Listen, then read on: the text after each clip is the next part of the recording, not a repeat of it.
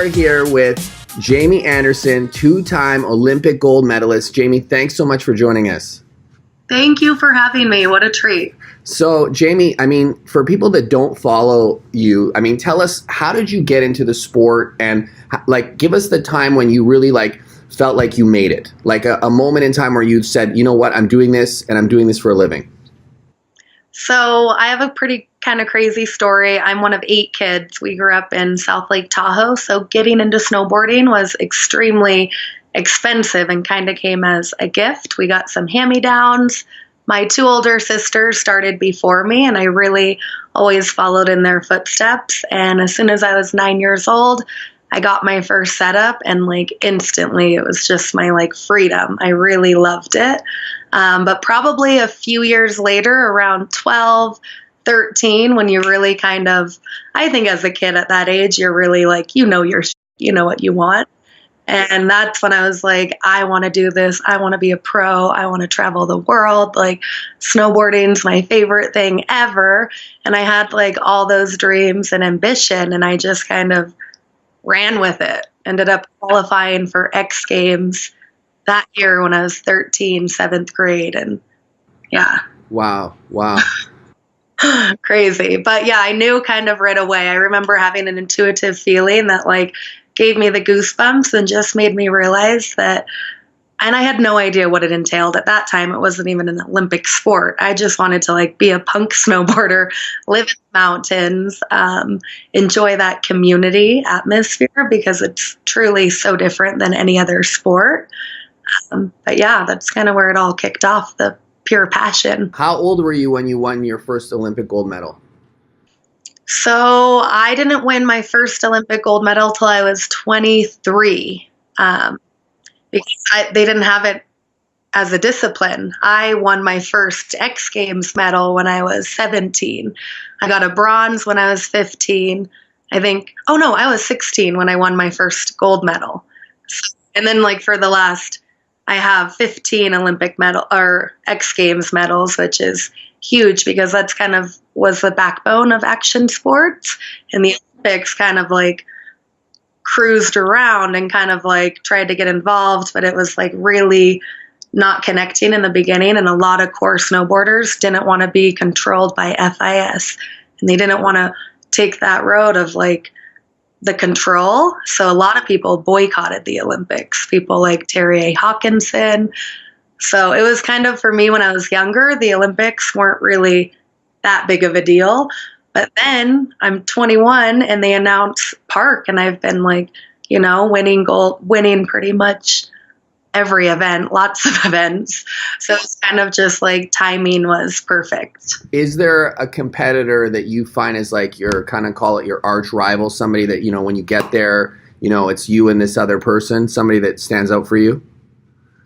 Oh my gosh, snowboarding has evolved, especially women's snowboarding has evolved miraculously in the last 5 to 6 years. When I was younger, coming up, I had a lot of role models I looked up to: Tara Dakitas, Jana Mayen, Barrett Christie, etc. And now that whole era has shifted, and now I'm looking down at these insanely talented 15-year-old young girls that are just on fire and learning so much, things that I never thought were possible. Double corks, 1260s, triple corks. So anyhow, in this newer era, I would say one of the main girls pushing is probably Anna Gasser. She's done a lot of the first double corks, and she's such a badass. And grew up in Austria, didn't get into snowboarding until she was later in life, and she just shows that pure power. When you set your mind to something, really taking the steps to get there. And then there's a couple really powerful young Japanese girls, Leila, Kokomo, and Miyabi, and they're all just insane. It's cool. The sport right now is in a really cool place. Nice. So how often, when you were growing up, how often would you practice or be, snowboarding on a weekly basis? Oh, my parents chose to homeschool us because they really wanted us to be outside and just practice life. She knew we all needed fresh. My mom was super down to earth. My dad was a fireman. He loved skiing. So we had so much freedom as kids. Like from the time I was 9 to 13, I rode every single day. And sometimes I'd almost always take the 9 o'clock bus and come home at 4 and just spend the whole day shredding, listening to music, playing with all of our friends. A lot of my sisters were on the snowboard team, like Sierra at Tahoe, which was my first sponsor and really helped our family when it was pretty tough to have a big family and season passes and all of that. So like still to this day, I have so much appreciation to John Rice and like the whole Sierra at Tahoe family. They were pretty much our playground. Definitely logged that 10,000 hours probably in a couple years of ripping. Do you have anything coming up that like people should look out for, watch out for, something in the next 6 months to a year that's exciting and happening for you? Yes, I'm working on a new snowboard project, which is very exciting. It's been a long time coming, and it's called Unconditional, and it's about my love for snowboarding and all different walks of snowboarding. There's going to be a lot of backcountry. We got to do a trip to Japan earlier this year. I'm hoping to get out to Alaska. We'll be in California and British Columbia. So I'm just trying to create, a passionate project showcasing like the top level of snowboarding. And where would people find out about this? Snowboarder magazine is our partner, and they'll be promoting it on Instagram, website, etc. Nice. So I see that you're sponsored by Monster. Is that like your exclusive sponsor? Can you give us some details on that? I've been partnered with Monster for, almost 10 years. They've really helped make this dream possible. They're, one of the main sponsors of X Games, which is happening next week in Aspen. That'll be all over ESPN. Really fun and something to watch. I was future tripping a little bit on the project. But Monster, Oakley, GNU Snowboards. I partnered with Audi recently, Decline, GoPro. I feel really fortunate with. You're not playing games, eh? I'm hustling out here now. But it's been fun. Comcast is also like helping do some stuff maybe with the film. It's been a fun year. Tell us a little bit about your charity and what that's all about. So since growing up in that really beautiful, different way, I wanted to find a way to give back to kids in need. So I created the Jamie Anderson Foundation to help give back to those in need and help kids follow their dreams and live a healthy, active lifestyle, because I know how important it is to really, get out and not necessarily snowboarding, but anything that brings you that joy and can help be an outlet. Because, I know mental health and a lot of things are crazy, and I want to find alternative ways to help. I have a lot of stuff on my website. You can donate, and I can send posters and motivational cards to kids or family. And just trying to pay it forward. I want to spread the love that I've been very blessed with. Why don't you, for people who don't know, why don't you just plug your website? Tell us what it is. My website's jamieandersonsnow.com, and you can find out all the details we talked about today. Essential oils, natural remedies, partners, and the charity and different things I'll be doing in the future. Nice. Is there something that you do like that's special to you to perform at a high level? Like when you're going up to the slope, or you got it's the X Games, or you're going, to the Olympics. What do you do to perform? Everything is like, I think for sure a mental game. Like I think having a powerful mind is the most important thing I can do. And things that help me get there is doing the work, taking the time. It's not always like this. So when I'm having my moments and things are crazy, like grounding down, taking time. I think gratitude is huge, and it humbles me on the daily.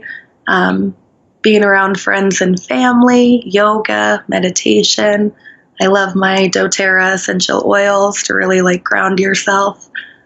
In Japan and also here in Colorado, there's tons of natural hot springs, and when I can take the time to do all the things that make me feel grounded and connected, that's when I think I can go kick ass and like come into an event feeling like really fulfilled and powerful versus being depleted. And food is like, a big play. Right now I'm in a hotel, so it's really difficult, but we try to like keep it real as much as we can and appreciate it. Thanks.